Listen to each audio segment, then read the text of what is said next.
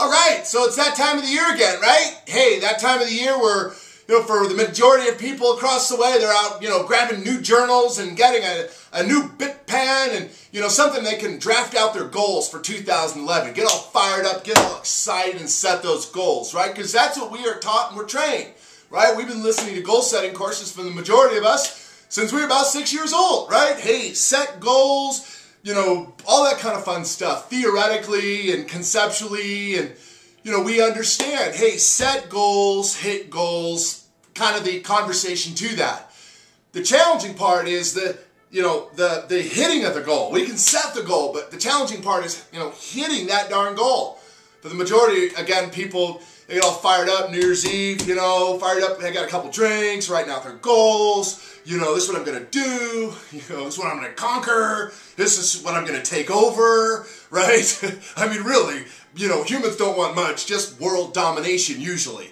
Set all these giant goals about what they're absolutely committed to doing, and then, they usually reevaluate those goals at a next year cocktail party, looking and evaluating and going, oh gosh, popping a couple pills and, drinking down a whole bunch of, just to get over the fact that they didn't hit their goals. So how can we do it different? How can this year, how can 2011 be absolutely different? How can it be so magically different where just when you set out into the game, you have better odds? Just setting into the game in itself. See, for the most part, we do it the same every year, year after year, right? We do it the same, month after month. It's always the same. But this year we can do it different. That's the fun part about going into it. We can go into it different. We don't need to go into it the same. So, as a coach, that's what I get the opportunity to do every day when I wake up out of bed, is to be a success coach, a peak performance coach, a motivational coach, call it what you call a coach. I've had an opportunity to walk into over 3,000 different companies, so at some level of the work in which I do today, the experience in which we got out on the traveling road with Tony Robbins and going into companies gives us an opportunity to work with people in today's world. Part of that working with people is in the goal setting process. People, the goal, whether it's to lose weight, or whether it's to quit smoking, or whether it's to have better, bigger, stronger business, whatever that goal might be, people have these, lofty ambitions to hit those. So as a success coach, we take calls from people across the country that are, looking to have certain things happen in their life. Write a book, lose weight, increase business, mortgage business, real estate business, car sales, whatever that might be. And they have an idea of what they'd like to have that look like. So as a success coach, we go into a conversation about that. And so what I like to do from a coaching standpoint is I like to look at what are my odds. I'm a coach. Hey, if I take on this player, what are my odds? Do I have odds of winning more games, or do I have the odds of winning less games by bringing on this player? So I really heavily look at odds. Not necessarily where they've been, but really what they're committed to having happen. What state are they in? What's the leverage they have right now? Not what they used to or what happened a week or a month or a year ago, but where are they right now today? I like to know where are my odds? Not where can they be or should they be, but where are my odds right here, right now, today? So I'll go into a question regarding goals. Because they're going to come over, we're going to be together for a certain period of time, they're going to have a certain set of goals they're going to want to have happen. Much of their success will be predicated upon whether or not they hit or achieve those goals. So if that's so true, I like to look from a coaching standpoint and say, okay, well, what are my odds in making sure this client, this person gets to, that particular outcome? And so we can then have a billboard in the marketplace that says this person set out to do it and they did it. It's like the guy that, takes people up to the top of Mount Everest. Really, his success is really about as good as the last person he took to the top of Mount Everest. So in our coaching practice, it's really the same thing. We're as good as our last person we took to the top of Mount Everest. So we like to look at our odds at where what that person's really truly up to. So, we look at all these different scenarios and ratios. I want to see where am I. So I'll take a particular situation where, we had a particular woman on a call some time back, and she called and we were talking about doing some coaching, what have you. And we go into this incredible conversation. I said, let me ask you a question. I said, when you set goals, you get fired up, you set those goals to do something great. I said, what percentage are you, do you hit your goals, and what percentage do you miss your goals? Because I want to know what my odds are, right? Because I'm going to be on that side of that success because I'm going to be her coach.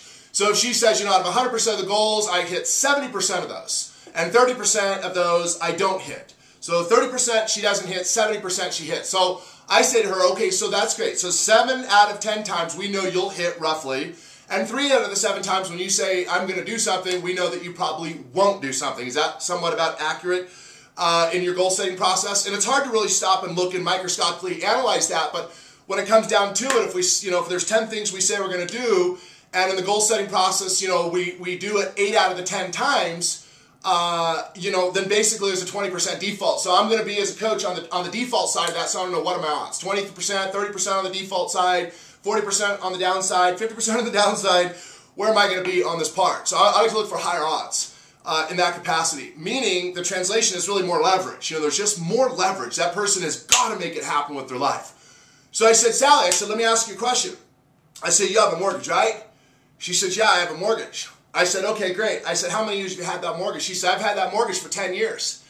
I said, 10 years. So I said, you've paid a mortgage for 120 months. Is that correct? Month after month, 120 months.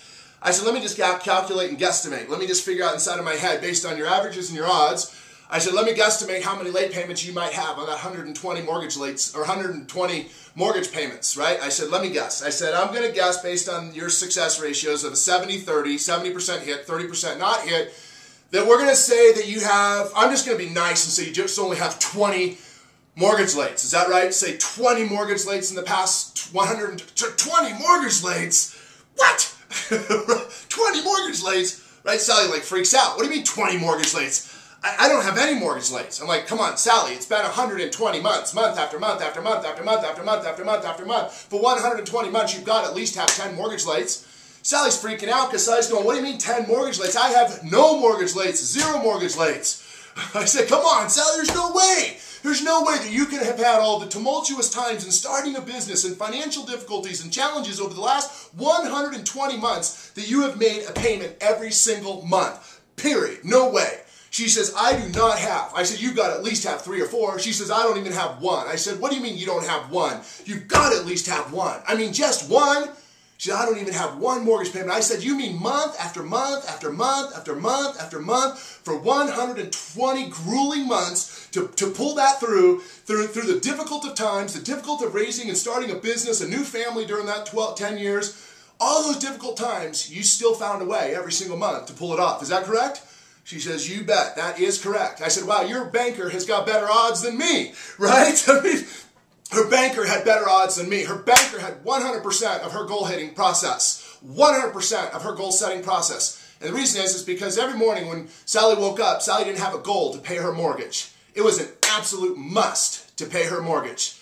See, one thing Tony Robbins taught me on the streets of traveling was that in life we get what we must have. And if it's a must, we will have it. If it's not a must and it's a should, well, it's just something we should have. And usually those things we usually don't have.